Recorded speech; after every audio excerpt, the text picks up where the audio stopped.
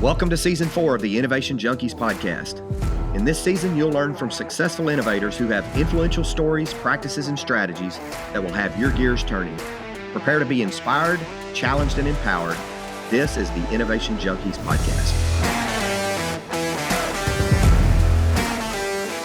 Hey guys, Jeff Standridge here. Welcome to another episode of the Innovation Junkies podcast. Hey, it's Jeff Amrine. Glad to be back on with you. Yes, sir. Me too. Me too. Last episode, we spent some time answering listener, viewer, and client questions, kind of frequently asked questions, if you will, around leadership, teamwork. We're going to continue that today, but we're going to focus on organizational change and innovation. That sound all right? Yeah, that sounds great. So let's throw a question here at you. What are the most common pitfalls that organizations face during major change initiatives, and how can those pitfalls be avoided? Yeah, I would say one specific area that we talk a lot about and think a lot about is the senior executives will decide that change is important and they won't have done anything, whether it's implementing new technology or new process or new policy, about impacting the behaviors that need to go along with that. So they won't really work to build consensus. They won't communicate it well. It will just feel like, where did this come from and why are we doing it? I mean, there's got to be a fair amount of communication, evangelizing, consensus building that goes right along with any kind of major change that you want to do in an organization. And to some extent, you got to realize it's going to take some time. These things can't be done instantaneously, particularly in larger organizations. Yeah.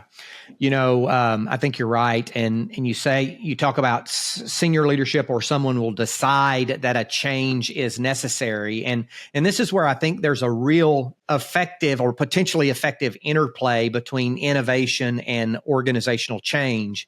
Is someone comes up with an idea, or they come up with a solution, and they decide that solution or that idea needs to be implemented, but they don't step back to take the time to identify what's the problem we're trying to solve. Is the problem, what's the impact that the problem is having on the organization?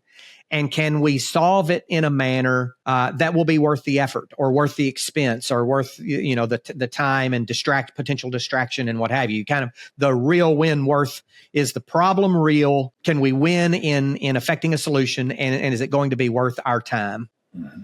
So. Yeah, agree with you on those.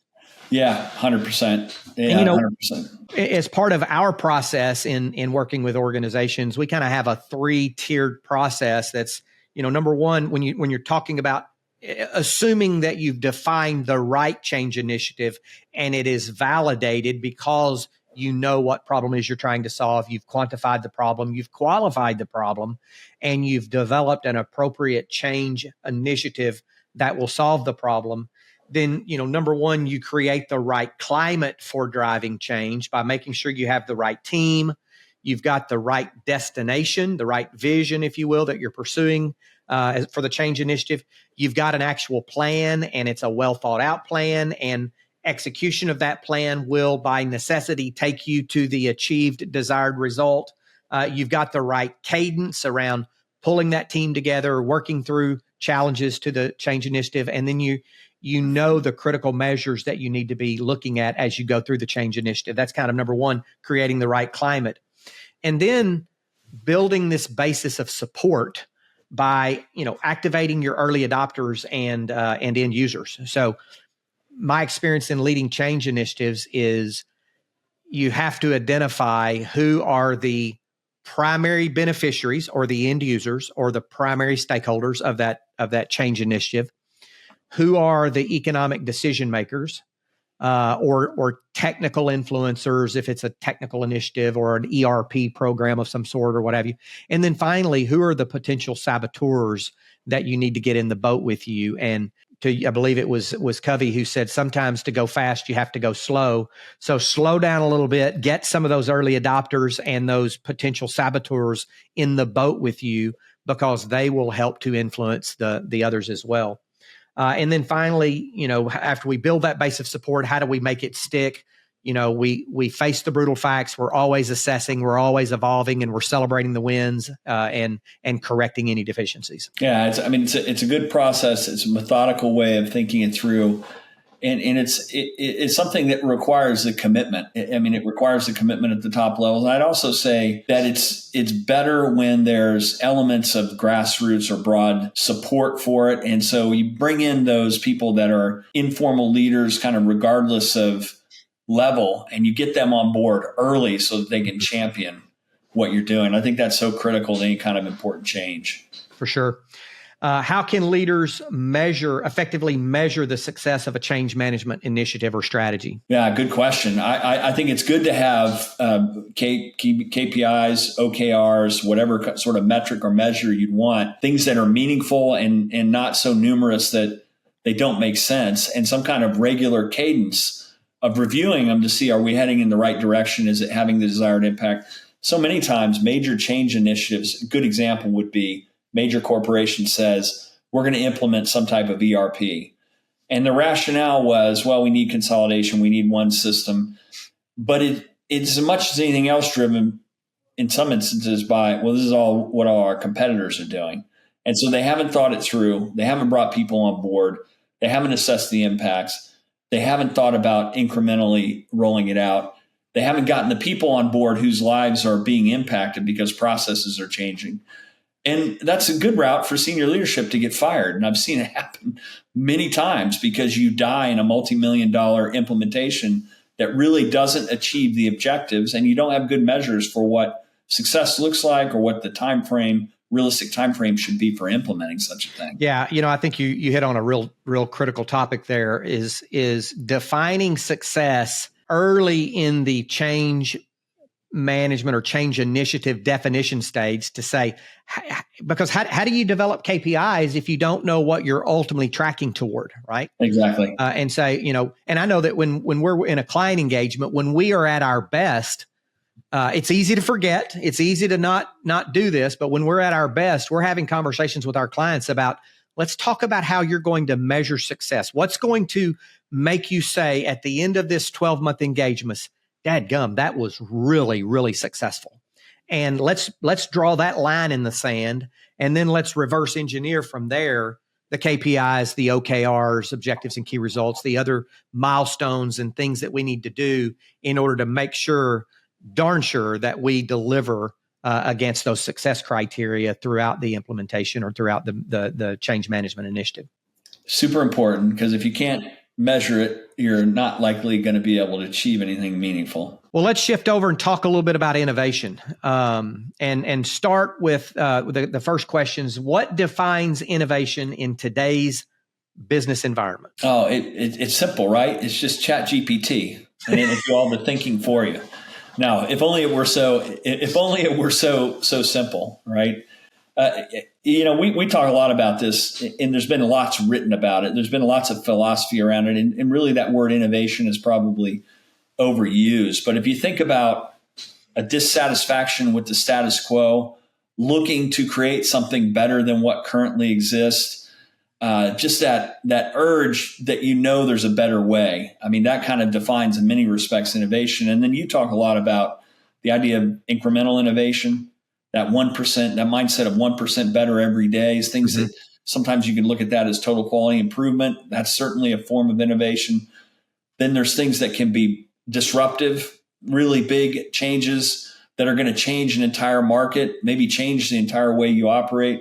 And sometimes there's things you think about major breakthroughs, it's a completely different way of looking at innovation. So understanding what it is and why it matters, I would add to that, there's a distinction sometimes between innovation and being affected at applied commercialization. We've had some conversations like that. Sometimes people categorize as innovation the idea that you're adopting something you haven't done before to improve your situation. It may not be particularly innovative, may already exist, but if you've done a good job bringing it to market, it's more in the realm of commercialization of something you had not yet as a team implemented. But what are your thoughts on it? Yeah, I go back to that incremental, breakthrough, and disruptive, right? So incremental, I think of extensions to existing product lines or service lines, Coke, real Coke, Coke Light, Coke, Diet Coke, lemon Coke, vanilla Coke, et cetera, right? Just incremental things. And many times that incremental innovation is not customer facing. It can be internal process oriented as well. Breakthrough innovations where we have an existing business model and we apply new technology to it. So for instance, Uber would be a breakthrough innovation because taxi cabs have existed for a long time, right? Or smartphones. Cell service had existed for a long time with analog, the razor phones, the flip phones, and then the smartphones came along. And so you take an existing business model and you apply new technology to it. And then the disruptive innovation where something gets replaced, something gets disrupted. So the prototypical example there, I think, is video streaming services that are causing people to cut the cord of traditional cable or the rabbit ears with the foil on it that we used to have when we were kids. I don't know about you, but I was the remote control in my family. So those are kind of the different examples of that incremental breakthrough and disruptive innovation. But it's really about creating more efficient, more effective, more pleasant ways of doing things than past or present, or doing things in a way that substantially reduces the transaction cost of doing whatever it is we're trying to do. And so a lot of companies will, and this probably gets to a related area, but a lot of companies will say, well, we need to be innovative. And there's the risk of it being innovation theater where they're just checking a box and going through the motion.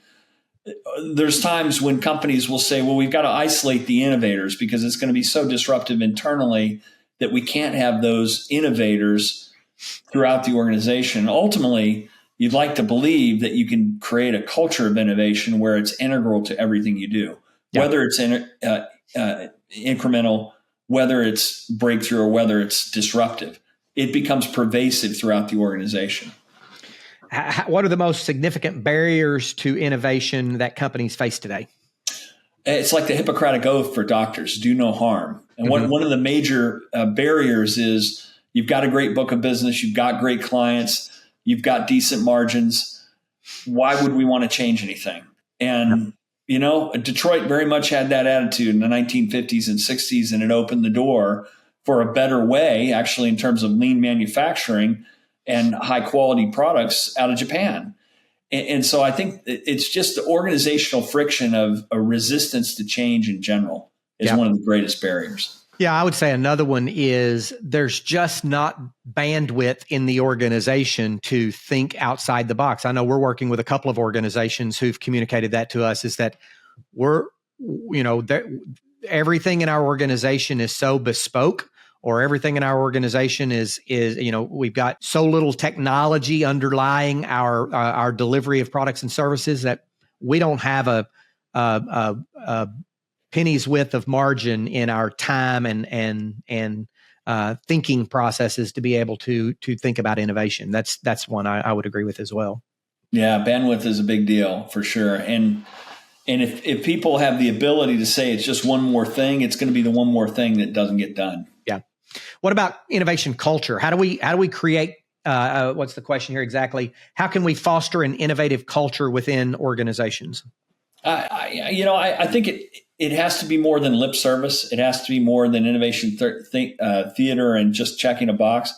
I think you have to having a CTO or chief innovation officer that can be the keeper of that mindset, and then pushing every single department to figure out how do we get a little bit better. How do we put ourselves out of business, by creating a new business within the business that will do things differently?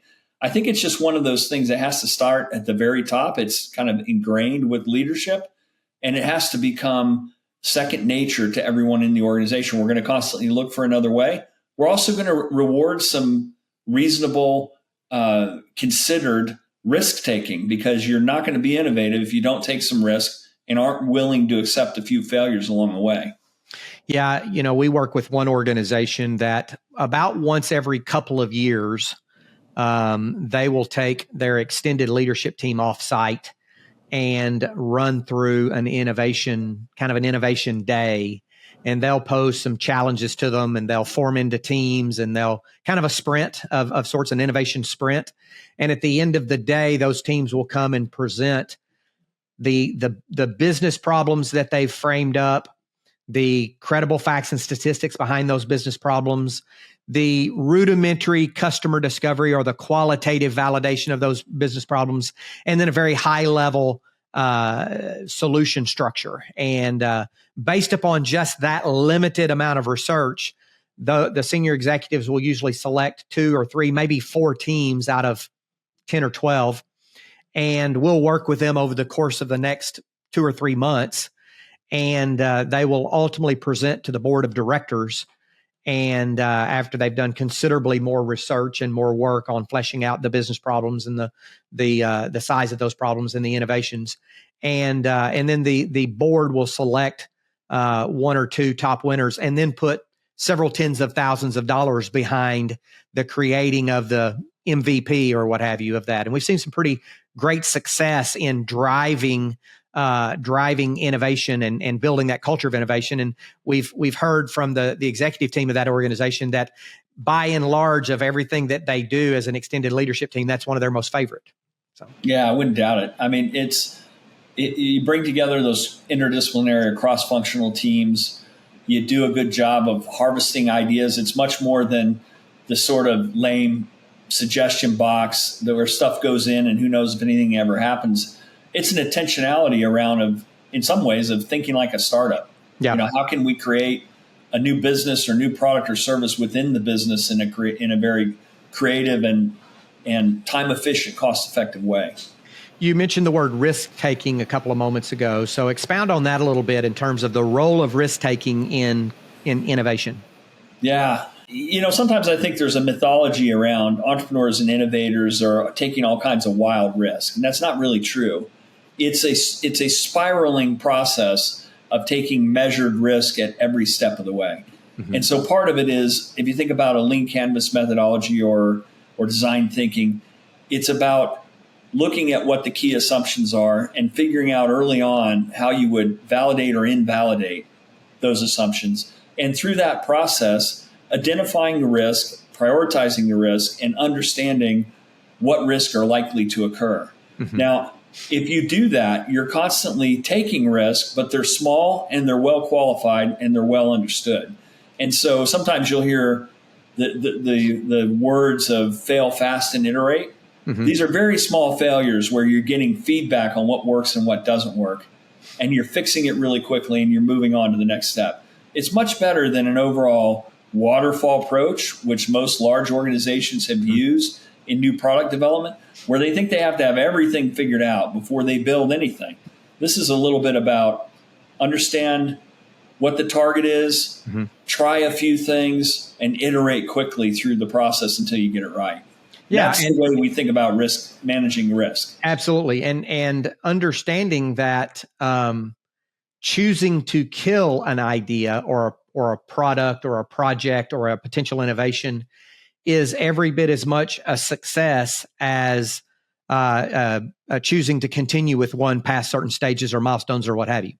And it should be rewarded. Absolutely. It should be rewarded. There should be a mindset that says a win is if the first month into an assessment or going through this sort of process that we use all the time with lean canvas and customer discovery, we have enough ammunition to kill the idea. So therefore, it doesn't take on the sort of institutional inertia that keeps it moving forward, even if it's not well considered, even if all the evidence begins to point to it's not going to work. Yeah, I can't remember if I heard Astro Teller speak of this or if it was written about Google X and that the reward for making the decision to invest in a new innovation and the decision to kill a new innovation, the reward is the same for innovation managers in Google X. Now, that was at one time. I don't know if that's still the case, but I thought that was a prototypical example of what you just said, right? That there's rewards in place for having the courage to say, my idea is not going to work. Let's kill it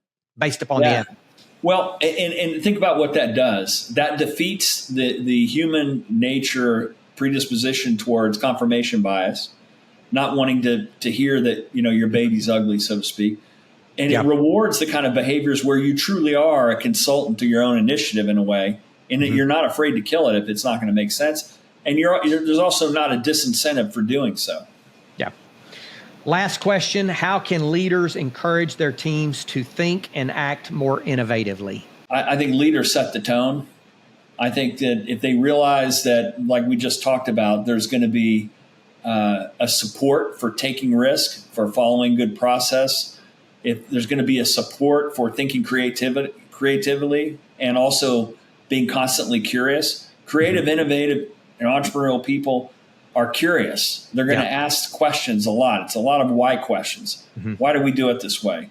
What's coming next? How should we be thinking about this? I think being open-minded to that as a leader, that then begins to permeate the organization in a way they get it. And it's balanced. I think it's got to be balanced too. We got to take care of today's business. We also need to be thinking about what's coming next year, next 3 years, next 5 years. And that's a difficult balance that's constantly at odds, but it's critical. The half-life on publicly traded businesses in terms of how much time they spend in the Dow is lower now than it ever has been. And that gives you an idea that there's creative destruction happening out there all the time. Things are accelerating at an accelerating rate, and you're either going to adopt an innovative footprint or you're going to be eliminated by those who do. Yeah. Now, I think you're right. And you also said that leaders kind of modeled the way, right? They set the tone and helping your team with an innovation process that you carry out once a quarter, twice a year, even annually, to take them off site for a day, run a sprint with them, maybe give them a heads up 2 or 3 weeks in advance to say, I want each of you to come to the table with the single greatest business problem that if we solved it would be a game changer for us, or the single greatest opportunity that we're not positioned to take advantage of today. I want you to clearly define the problem or the opportunity. I want you to gather some credible facts and statistics that substantiate the size of the problem or the size of the opportunity. And I want you to bring that to our offsite next month, next quarter, or what have you, and take them through a process where the team then fleshes through each of those, picks one, and executes it to completion. Is a way that leaders can certainly model the way there. Having a framework and a roadmap is really important. I agree with you. That's right. Very good. Anything else on organizational change or innovation you want to talk about? I think that covers it. Good stuff. Good stuff. Well, this has been another episode of the Innovation Junkies podcast. We appreciate you for joining, and we look forward to seeing you next time.